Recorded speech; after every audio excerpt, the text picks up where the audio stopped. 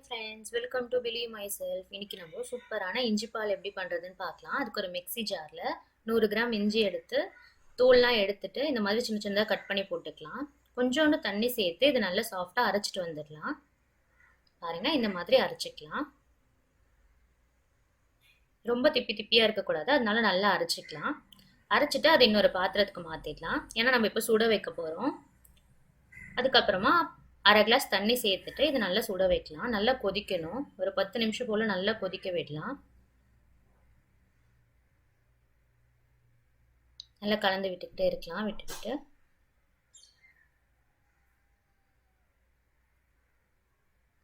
பாருங்க, இந்த மாதிரி நல்லா கொதிக்கணும். பாருங்க, இந்த மாதிரி நல்லா கொதிச்சு வருது.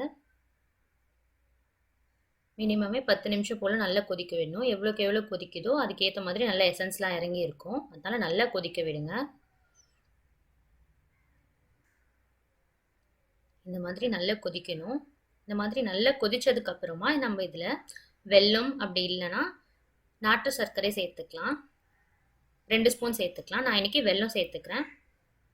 சாதா சர்க்கரை விட வெல்லம் இல்லைன்னா நாட்டு சர்க்கரை சேர்த்தா ரொம்ப நல்லது.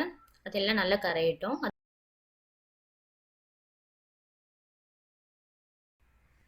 பாருங்க, இந்த மாதிரி நல்லா கொதிக்கணும். இந்த மாதிரி நல்லா கொதிச்சாதான் நல்லா இருக்கும். இப்போ 1 கிளாஸ் பால் சேர்த்துக்கலாம். அப்படியேவும் குடிக்கலாம், அது ரொம்ப காட்டா இருக்க மாதிரி இருக்கும். அதனால 1 கிளாஸ் பால் சேர்த்துட்டு ஒரு வடிகட்டி வச்சு இதை நல்லா வடிகட்டிக்கலாம். அப்போதான் திப்பி எல்லாமே வந்து தங்கிடும், குடிக்கிறதுக்கும் நல்லா இருக்கும். ஆல்மோஸ்ட் ரெடி ஆயிடுச்சு. அவ்வளோதான், சர்வ் பண்ணிடலாம். சளி, இருமல், அப்புறம் த்ரோட் இன்ஃபெக்ஷன், ஜுரம் இருக்கிறவங்க அப்படி அவங்களாம் இந்த மாதிரி குடித்தோம் அப்படின்னாலே அது ரொம்ப எஃபெக்டிவாக இருக்கும். சீக்கிரமாக சரியாயிடும். இது ரொம்ப நல்லது. அதுக்குன்னு கண்டினியூஸாக டெய்லி குடிக்கக்கூடாது. வீக்லி ஒன்ஸ் குடிக்கலாம். அதுவும் இந்த சில்லுன்னு இருக்கிற டைமில் வீக்லி ஒன்ஸ் இந்த மாதிரி குடித்தோம் அப்படின்னா ரொம்ப எஃபெக்டிவாக இருக்கும். தேங்க்யூ.